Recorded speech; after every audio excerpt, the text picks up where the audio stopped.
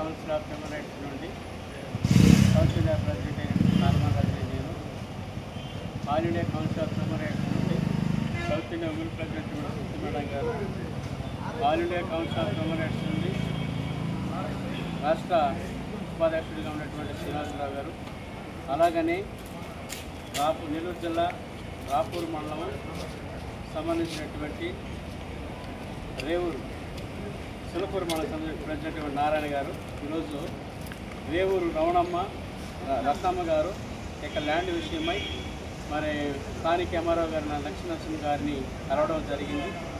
అది గత వారంలో వచ్చి ఆర్టీఓ మేడాన్ని కలిసిన తర్వాత ఆ భూమి విషయమై 1988లో ఆ భూమి వారికి ఇవ్వబడింది. అదే భూమి వారికి ఇవ్వండి అని చెప్పి మేడం ఉత్తర్వులు చేయడం జరిగింది.